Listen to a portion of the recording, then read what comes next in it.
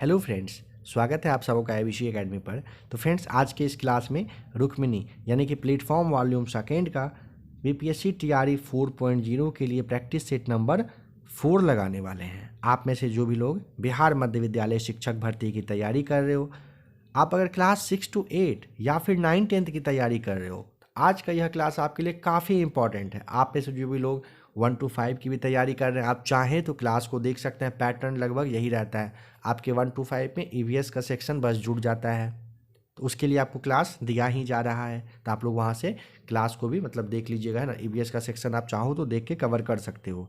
बाद बाकी टीचर भर्ती की तैयारी कर रहे हैं तो काफ़ी इंपॉर्टेंट क्लास है। 13 सेट यहाँ पर हिस्ट्री का दिया गया है। सेट नंबर 4 आज की क्लास में हम लोग देख रहे हैं। पॉलिटी का भी क्लास आपको दिया जा चुका है, उसे भी चाहे तो देख सकते हैं।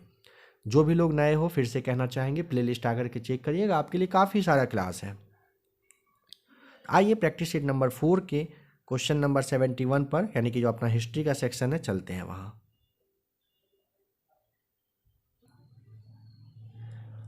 तो बताइए, ईसा मसीह को सूली पर चढ़ाए जाने वाले दिन को ईसाई लोग कौन से दिन के रूप में स्मरण यानी कि याद करते हैं, यानी कि मनाते हैं? तो आपको अच्छे से यहाँ पे ध्यान रखना होता है। Option number 3 will be right answer. उसे कहते हैं क्या? गुड फ्राइडे कहते हैं। ईसा मसीह को जिस दिन सूली पर चढ़ाया गया था, उस दिन को क्या कहा जाता है? उसे गुड फ्राइडे कहते हैं। काफ़ी इम्पोर्टेंट है। ईसा मसीह का जन्म कहाँ पर हुआ था? तो बेथलेहम में हुआ था। आप जानते होंगे। ईसा मसीह के माता पिता का नाम क्या था? तो मरियम, और पिता का नाम जो है जोसेफ रहा था। ध्यान रखेंगे। नेक्स्ट क्वेश्चन कह रहा है कि रमजान जो आपका इस्लामिक कैलेंडर होता है, इसका कौन सा महीनों में, कह रहा है क्या कि रोज़ों का पवित्र महीना आता है? जो रोज़ा होता है ना, उसके बारे में आपको बताना है। ऑप्शन नंबर पहला बिल्कुल सही जवाब हो जाएगा। 9वें में होता है। रमज़ान महीने में 30 दिनों का उपवास होता है, और इसके बाद ईद उल फितर यानी कि जिसे आप ईद कहते हो, मनाया जाता है। ठीक है, नेक्स्ट क्वेश्चन पर आते हैं।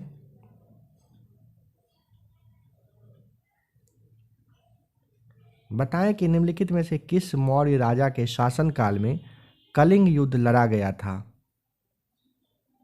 आपको अच्छे से पता है किसके समय में हुआ था। अशोक के समय में हुआ था। अशोक ने अपने राज्याभिषेक के 8वें वर्ष में कलिंग किया था। 261 ईसा पूर्व का वह वाला समय था ना। तो यह आप अच्छे से जानते हो। और इसके बारे में पूछा जाए कहाँ पर दिया गया है अच्छे से, तो विस्तृत शिलालेख जो है 13वां वाला, उसी में दिया गया है। ध्यान रखेंगे। बताएंगे कि निम्नलिखित यूनानी शासकों में से किसने मेगास्थनीज को चंद्रगुप्त मौर्य के दरबार में भेजा था?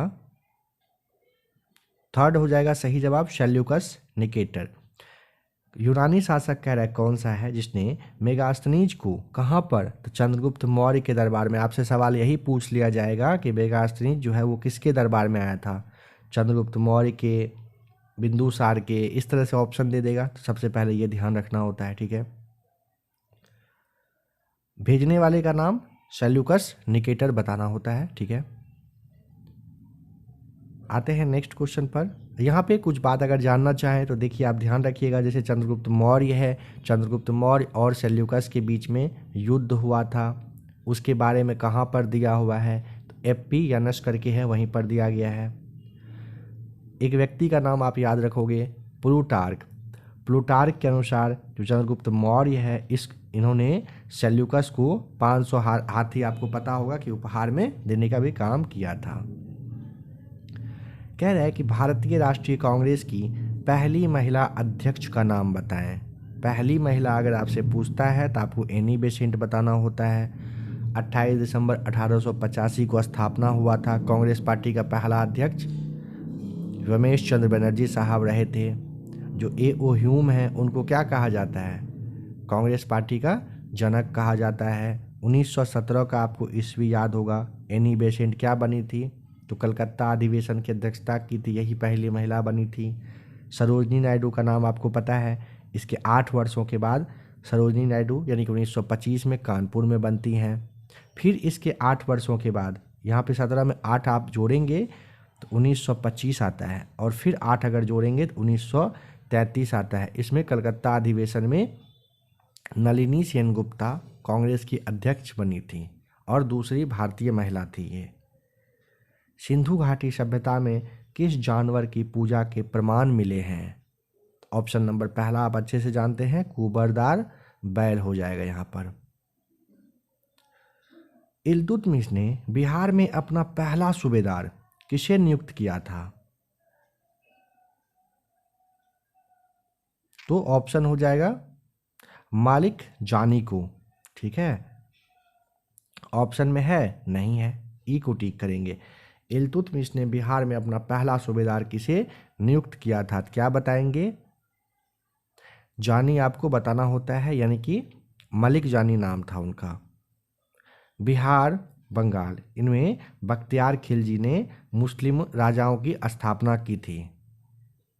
अली मर्दान जो है, उनकी हत्या के बाद ना एक नाम याद रख लेंगे आप, एवाज खिलजी नाम था। एवाज खिलजी स्वतंत्र राज स्थापित किए थे, लेकिन इल्तुतमिश के जो पुत्र थे नसीरुद्दीन महमूद, उन्होंने पराजित कर दिया था इसे। इनमें से कौन क्रांतिकारी कह रहे काकोरी कांड से संबंधित नहीं था? देखिए, अशफाक उल्ला खां साहब थे, राम प्रसाद बिस्मिल भी थे, लेकिन प्रफुल्ल चाकिक नहीं थे, यहाँ पे ध्यान रखेंगे।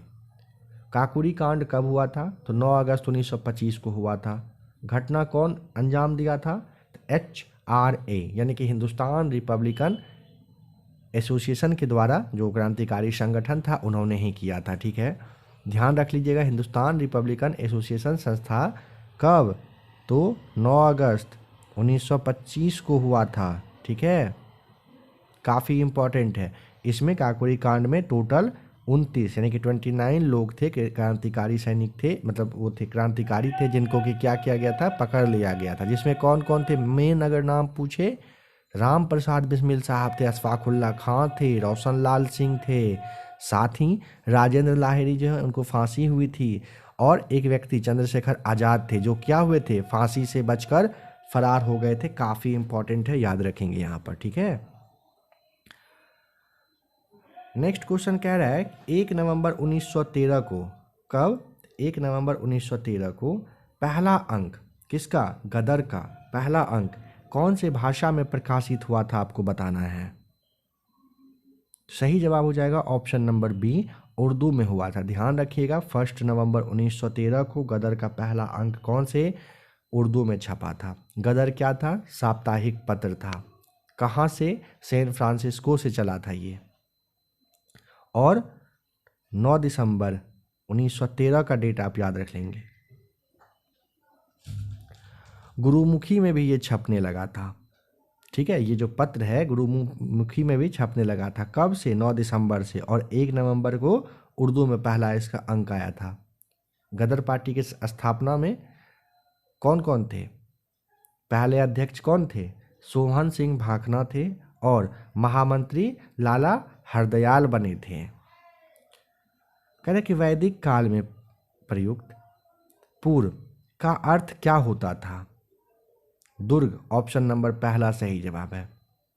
यह भी ध्यान रखिएगा कि वैदिक काल में इंद्र को ना अंतरिक्ष का देवता, यानी कि आप साथ में कहिए ना कि विश्व का स्वामी कहा जाता था।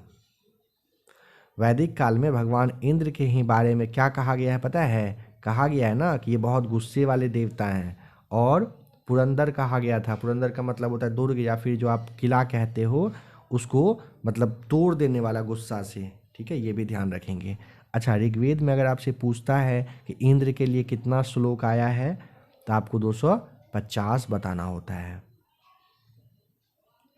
इंद्र जो है नॉर्मली युद्ध के देवता थे, ये तो आप जानते होंगे।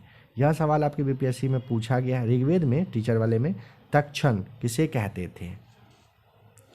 कह रहे कि ऋग्वेद में तक्षण किसे कहते थे? तो ऑप्शन नंबर हो जाएगा पहला बिल्कुल सही जवाब, बढ़ई को कहा जाता था तक्षण। ठीक है, क्या किसे कहते थे? बढ़ई को कहते थे। संस्कृत शब्द है, ध्यान रखिएगा। अच्छा, यहाँ पे यह भी ध्यान रख सकते हो कि ऋग्वैदिक समाज में व्यवसाय जो पूछा जाता है आनुवांशिक था या नहीं था? सोचिए तो, जवाब देना होता है कि नहीं था। अच्छा, ऋग्वेद में तक्षण मतलब हो गया आपका बढ़ई, साथ ही साथ स्वर्णकार, चर्मकार, तंतुवाय, जैसे जुहाला, ये जुलाहा कहते हैं, वह थे। इन सब के बारे में पता चला है। ऋग्वेद में हिरण्य और स्वर्ण सोना हिरण जो है और स्वर्ण जो है ये सोना के लिए प्रयोग हुआ है। लोहा के बारे में आपको पता है कि यहाँ पे ऋग्वेद में नहीं पता चलता है। मौर्यकालीन कांकनी किस धातु के बने सिक्के होते थे? कांकनी बना होता था ऑप्शन नंबर पहला, तांबा का बना होता था। किसका? तांबा का। तांबा धातु के बने सिक्के को मासक भी कहते थे। मासक, याद रखिएगा, मासक भी कहते थे। सवाल यहीं से आता है, ध्यान रखेंगे इन सब बातों पे, इसीलिए बता रहे हैं आपको। विश्व का पहला गणतंत्र वैशाली कह रहे किसके द्वारा स्थापित किया गया था? लिच्छवी के द्वारा किया गया था। तो ऑप्शन है? नहीं है। नहीं है तो ऑप्शन नहीं में बताना होता, ज़बरदस्ती नहीं ढूंढेंगे ऑप्शन। विश्व का पहला गणतंत्र वैशाली किसके द्वारा? लिच्छवियों के द्वारा स्टार्ट हुआ था। बुद्ध जो वज्जी संघ है, बुद्ध काल का सबसे बड़ा शक्तिशाली गणराज संघ का ये रहा था, ध्यान रखेंगे। कौटिल्य के अर्थशास्त्र कितने अधिकरणों में विभाजित है? 12 होगा ना? अगर आपने हाँ सोचा तो आप बिल्कुल गलत हो, क्योंकि कौटिल्य का अर्थशास्त्र 15 में कितने 15 अधिकरण में विभाजित है। 15 अधिकरण है, 180 उपविभाग है और लगभग 6000 इसमें श्लोक है, ध्यान रखेंगे। कौटिल्य का जो अर्थशास्त्र है, मतलब इसका जो तुलना है ना, वो मैकियावेली के प्रिंस से किया जाता है। यह भी पॉइंट आप ध्यान रखेंगे। कह रहे कि किस हड़प्पा स्थल से लकड़ी को कुरेद कर नाली बनाने का साक्ष्य मिला है? कहाँ से? Kalibangan, option number B will be right answer. Kalibangan Harappa स्थल से लेकर, मतलब जो हड़प्पा स्थल से ना लकड़ी का जो कुरेद कर नाली बनाने का प्रूफ है, ये मिला है। अच्छा दोस्तों, ये आप ध्यान रखिएगा, कालीबंगन है कहाँ पर? तो राजस्थान के हनुमानगढ़ जिले में है कालीबंगन। कालीबंगन कौन से नदी के तट पर है? तो आप घाघर नदी को याद रख लीजिएगा, इसी के तट पर है। खोज कब हुआ था? हम लोग पहले बात कर चुके हैं पीछे वाले सेट में, 1951 में, ठीक है, खोज हुआ था। अगर पूछेगा कि इसका जो है खुदाई वगैरह, तो 1961 में हुआ था, बी लाल और बी के थापर साहब के द्वारा। कालीबंगन का मतलब जुते हुए खेत का प्रूफ मिलना, आप जानते हो, और अर्थ होता है काले रंग की चूड़ियाँ। बताएंगे कि किस मौर्य शासक को चंद्रकूट्स के नाम से जाना जाता है? सही जवाब हो जाएगा पहला ही, चंद्रगुप्त मौर्य को कहते हैं। ध्यान रखिएगा, सबसे पहले विलियम जोन्स ने चंद्रकूट्स की पहचान की थी। किसके? तो चंद्रगुप्त मौर्य के नाम से। ऑप्शन नंबर यहाँ पे पहला बिल्कुल सही जवाब हो जाएगा। अपने शासन के किस वर्ष में अशोक ने बोध गया की यात्रा की थी? ऑप्शन नंबर हो जाएगा बी सही जवाब। 10वें वर्ष आपको ध्यान रखना होता है। अशोक अपने शासन के 10वें वर्ष में क्या किए? बोध गया की यात्रा किए थे। काफ़ी इम्पॉर्टेंट है। यहाँ पे एक बात और ध्यान रखेंगे, अशोक के नाम का उल्लेख कहाँ पर अगर पूछेगा तो मास्की आपको बताना होता है। मास्की हो गया, फिर आपका जो गुर्जरा था, नेटूर था, इन सब जगह पर मिलता है। नेक्स्ट क्वेश्चन कह रहा है क्या, किस अभिलेख में अशोक त्रिरत्न में विश्वास प्रकट करता है?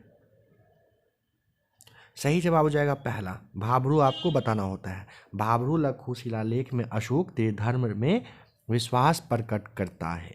त्रिरत्न मतलब बुद्ध, धम्म और संघ में अशोक जो है। नेक्स्ट क्वेश्चन पर आ जाते हैं। अशोक की मृत्यु, एक बात आप यहाँ पर आप ध्यान रख सकते हो, 232 ईसा पूर्व में हुआ था, है ना। नेक्स्ट क्वेश्चन है कि मौर्य काल में वार्ता क्या था? तो वार्ता होता था,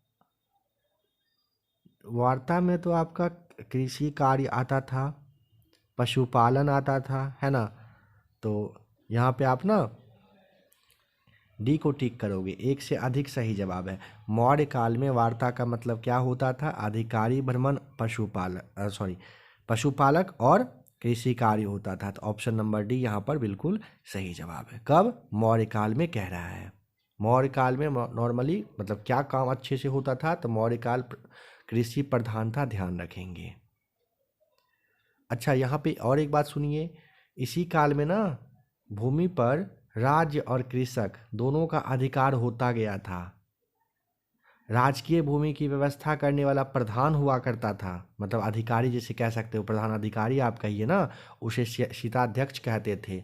राजकीय भूमि की व्यवस्था करने वाले प्रधान अधिकारी के बारे में पूछेगा, शीताध्यक्ष कहलाता था वह।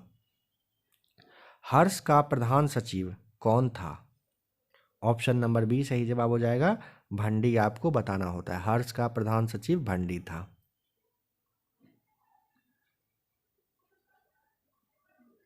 अच्छा, यहाँ पे आप ना ये याद कर लेंगे कि हर्ष के काल में ना उपज का छठा भाग राजस्व के रूप में लिया जाता था। ठीक है, 1/6 आप यहाँ पर याद रखेंगे।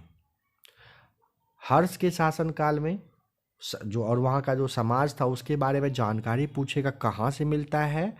तो बाणभट्ट आप नाम जानते हैं, इनके द्वारा हर्षचरित लिखा गया है। साथ ही साथ चीनी यात्री ह्वेनसांग है, उनके द्वारा भी जो लिखा गया था वहाँ से भी पता चलता है। ठीक है,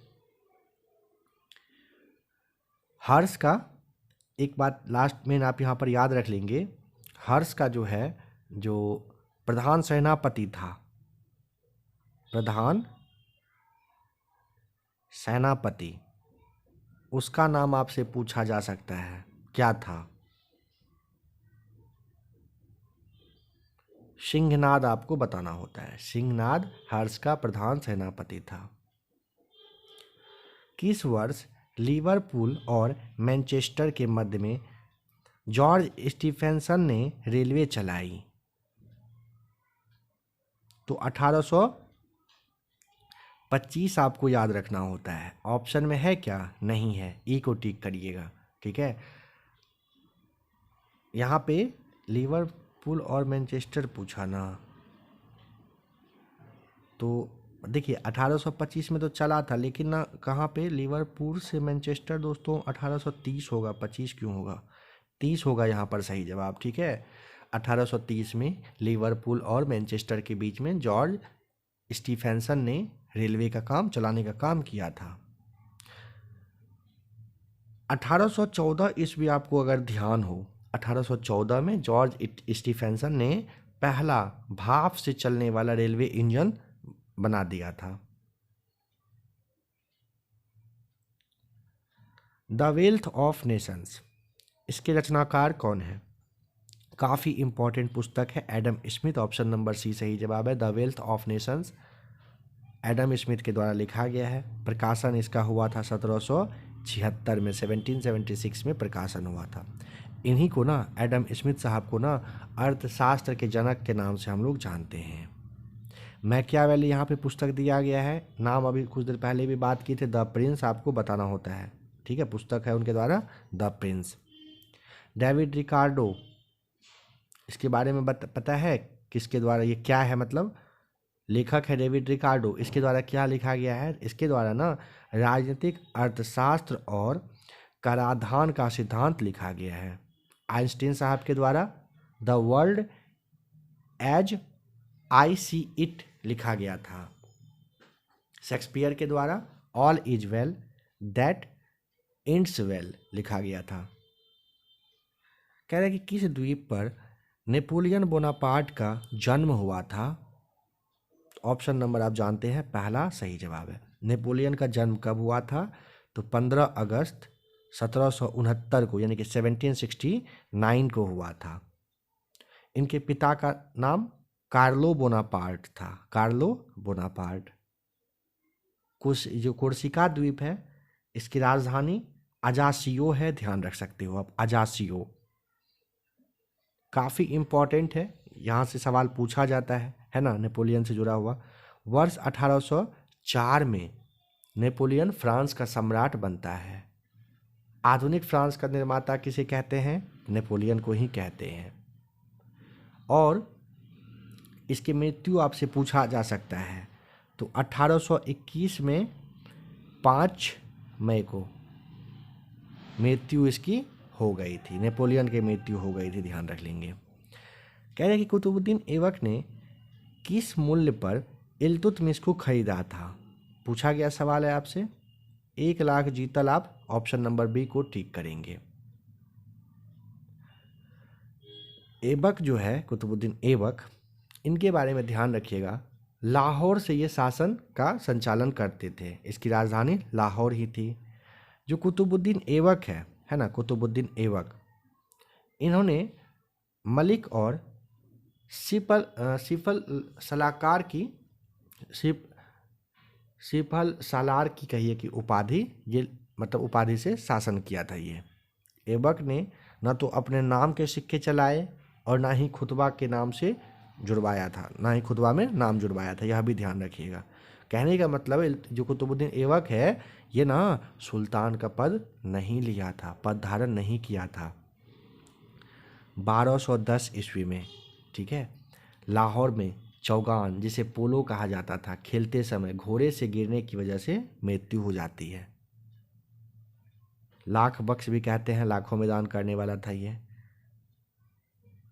ये जो कुतुबुद्दीन ऐबक है, इनके बारे में पूछ लिया जाए कि क्या ये खास चीज़ ऐसा था जो निर्माण किए थे, पता है? याद करिए। तो कुवत उल इस्लाम मस्जिद जो महरौली दिल्ली में है, 2.5 दिन का झोपड़ा जो अजमेर में है, इसका निर्माण कुतुबुद्दीन ऐबक ने ही करवाया था। अब आते हैं नेक्स्ट क्वेश्चन पर। कह रहे हैं किस वर्ष इल्तुतमिश को बगदाद के खलीफा द्वारा मान्यता प्राप्त हुआ था। किस वर्ष में इल्तुतमिश को बगदाद के खलीफा द्वारा मान्यता प्राप्त हुआ? तो ऑप्शन नंबर सी यहाँ पर सही जवाब हो जाएगा, 1229 में। इल्तुतमिश खलीफा के अधिकार पत्र को प्राप्त करने वाला दिल्ली सल्तनत का, याद रखिएगा, पहला शासक था। पहला मतलब कह सकते हो कि वैध शासक, सुल्तान कह सकते हो कि ये बना था। इसने ही, इल्तुतमिश ने ही 40 तुर्क यानी कि 40 तुर्क अमीर, या फिर आप कहिए कि गुलामों के दल को संगठित किया था। इसने तुर्कान ए चहलगानी, जिसे आप 40 दल कहते हो, बनाया था। इल्तुतमिश जो है कौन से जाति के तुर्क थे, यह भी पूछा जा सकता है आपसे। तो इलबरी तुर्क आप यहाँ पर याद रखिएगा। सवाल यहीं से पूछा जाता है और कन्फ्यूजन होता है, इसलिए ध्यान से सुनते चलेंगे। इल्तुतमिश ने लाहौर के जगह पर कहाँ, किसको, तो दिल्ली को अपना क्या बना लिया था, राजधानी बना लिया था, है ना। इल्तुतमिश को दिल्ली सल्तनत का वास्तविक संस्थापक भी कहा जाता है, गुलामों का गुलाम कहते हैं। हिटलर ने राष्ट्रसंघ की सदस्यता कब छोड़ दी थी? 1933, ऑप्शन नंबर बी सही जवाब है। अच्छा, राष्ट्रसंघ की स्थापना कब हुई थी? हम लोग लास्ट वाले सेट में डिस्कस किए थे ना, 1920 में बना था राष्ट्रसंघ। 1933 में हिटलर राष्ट्रसंघ की सदस्यता को छोड़ देता है ना। और 1935 में आ जाइए, 33 के 2 वर्षों के बाद ये ना, इनका कहना होता है कि जो वर्साई की संधि है उसको नहीं मानेंगे, हटा के फेंको उसको, ठीक है। रोम, बर्लिन और टोक्यो धुरी बनता है इसके अगले वर्ष ही, 1936 में। फिर क्या हुआ था आप जानते ही हैं, नहीं जानते हैं तो आगे फिर से हम लोग बात करेंगे आगे के बारे में। हिटलर का प्रचार मंत्री का नाम बताइए कौन था? ऑप्शन नंबर ए, गोबेल्स आपको बताना होता है, ठीक है। हिटलर का प्रचार मंत्री का नाम गोबेल्स बताना होता है। हिटलर के बारे में 1-2 बात आप यहाँ पे ध्यान रखिए। हिटलर 1919 ईस्वी में क्या होता है, जर्मन वर्कर्स पार्टी का सदस्य बनता है। हिटलर जो है 1933 में चांसलर बनता है। 1934 में, ठीक है, ये जो हिडेनबर्ग था उसके मृत्यु के बाद राष्ट्रपति पद भी ये ले लेता है, राष्ट्रपति भी बन जाता है। हिटलर एक जनता, एक साम्राज्य और एक नाता का एक जो आपका है नेता, उसका नारा दिया था, यह भी आप ध्यान रखेंगे। नेक्स्ट क्वेश्चन कह रहे हैं 1789 की क्रांति के बाद फ्रांस में किस प्रकार की शासन व्यवस्था स्थापित की गई थी? तो देखिए, 1789 की क्रांति के बाद ना फ्रांस में सांविधानिक राजतंत्र की स्थापना हुई थी। ऑप्शन में आपका नहीं दिया गया है, ई टिक करिएगा। फ्रांस की क्रांति के बाद गणतंत्र वहाँ पर अपनाया गया था, ठीक है। अब जैसे यहाँ से फ्रांस की क्रांति से कुछ बात निकल के आता है कि जैसे आधुनिक फ्रांस के निर्माता कौन है? अभी हम लोग बात किए थे नेपोलियन, है ना। नेपोलियन ने क्या किया था पता है? नेपोलियन कोड मतलब शुरू करने वाले व्यक्ति हैं, यह भी आप ध्यान रखेंगे, काफ़ी इंपॉर्टेंट है, यह भी पूछा जाता है। आते हैं नेक्स्ट क्वेश्चन नंबर 100 पर। कह रहे स्वतंत्रता, समानता और बंधुत्व का नारा किस क्रांति में दिया गया था? यह भी सवाल आपकी टीआरई में पूछा गया था, शायद 3 का सवाल है ये। तो ऑप्शन नंबर आपको ना फ्रांस बताना होता है, बी सही जवाब, है ना। फ्रांसीसी क्रांति का है। नेपोलियन 1804 में राजतंत्र स्थापित कर लेता है ना। करना मतलब करना कर लेता है, रहने दीजिए। आते हैं नेक्स्ट क्वेश्चन पर। कह रहे हैं कि मोंटेस्क्यू द्वारा लिखित पुस्तक का नाम क्या है? तो ऑप्शन नंबर हो जाएगा B, the spirit of laws लिखा दिया गया था मोंटेस्क्यू के द्वारा। अच्छा, दी सोशल कॉन्ट्रैक्ट यहाँ पर दिया हुआ, ये किसके द्वारा दिया हुआ है सोशल कॉन्ट्रैक्ट? याद करिए, रूसो के द्वारा दिया गया था ना। जॉन लॉक के द्वारा, यह वाला जो आप देख रहे हो ना, जॉन लॉक के द्वारा ये दिया गया था क्या? टू ट्रेटाइजेज ऑफ गवर्नमेंट, जिसमें वो निंदा किया गया था राजा के दैवीय अधिकार का। कुस्तुनतुनिया का पतन हुआ था कब? ऑप्शन नंबर हो जाएगा पहला ही सही जवाब, 1453 में कुस्तुनतुनिया का पतन हुआ था। धर्म युद्ध हुआ था कब? मतलब कब नहीं, किसके बीच में हुआ था? तो याद रखना होता है, पहला सही जवाब है, ईसाइयों और तुर्कों के बीच में हुआ था क्या? धर्म युद्ध हुआ था। लगभग 200 साल तक ये चला था युद्ध, जेरूसलम पर अधिकार करने के लिए ना, ईसाई और जो तुर्क थे यानी कि मुसलमान थे, वो उनके बीच में ये चल रहा था प्रॉब्लम। नंबर 104 कह रहा है शक्ति के पृथक्करण के सिद्धांत का प्रतिपादन किसने किया था? तो ऑप्शन नंबर पहला हो जाएगा मोंटेस्क्यू के द्वारा किया गया था। मोंटेस्क्यू का सबसे बड़ा देन यही है क्या? तो पृथक्करण का जो सिद्धांत था, ठीक है। जो अभी आपको बताया ना कि द स्पिरिट ऑफ लॉज, ये पुस्तक कब प्रकाशित हुआ था? अगर यह पूछ लेगा तो यह भी याद रख लीजिएगा, 1748 में द स्पिरिट ऑफ लॉज का प्रकाशन हुआ था। 1789 की क्रांति के बाद फ्रांस में किस प्रकार की शासन व्यवस्था स्थापित होती है? पहला हो जाएगा संवैधानिक राजतंत्र, जैसा कि अभी जस्ट हम लोग देखे थे। 14 जुलाई 1789 को होता है क्रांति। नाजीवाद का उत्कर्ष हुआ था कब? मतलब कहाँ पर? ऑप्शन नंबर पहला, नाजीवाद का उत्कर्ष जर्मनी में हुआ था। नाजीवाद का संबंध किस व्यक्ति से है? तो हिटलर आपको बताना होता है। बताएंगे 14 सूत्रीय योजना का प्रतिपादन किसने किया था? तो Woodrow Wilson, option number C यहाँ पर क्या होगा? सही जवाब होगा, ठीक है। 14 सूत्रीय योजना का प्रतिपादन वुड्रो विल्सन के द्वारा किया गया था। वुड्रो विल्सन कौन थे? अमेरिका के राष्ट्रपति थे। वुड्रो विल्सन पहले विश्व युद्ध के समय अमेरिका के राष्ट्रपति थे, यह भी ध्यान रखेंगे। 14 सूत्रीय जो योजना है ये 1918 में आया था, जनवरी 1918 में। किसके द्वारा? तो विल्सन साहब के द्वारा। बताएंगे कि हाजीपुर किस फल की खेती के लिए विख्यात है? तो हाजीपुर में आपको पता है क्या होता है? हाजीपुर केला फल के लिए काफ़ी ज़्यादा फेमस है ना, केला। लीची के लिए कौन सा जगह है? तो आप यहाँ पे क्या बताएंगे? मुजफ्फरपुर को आपको बताना होता है, लीची के लिए फेमस है। आम के लिए आपको, आम के लिए भागलपुर और मिथिला क्षेत्र आप कह सकते हो। अमरूद के लिए पूछेगा तो लखनऊ आप बताओगे। कह रहे क्या कि सिडोवा के युद्ध में किसकी पराजय हुई थी? तो ऑप्शन नंबर पहला हो जाएगा सही जवाब, ऑस्ट्रिया की। सिडोवा के युद्ध में पराजय किसका होता है? ऑस्ट्रिया, सही जवाब हो जाएगा।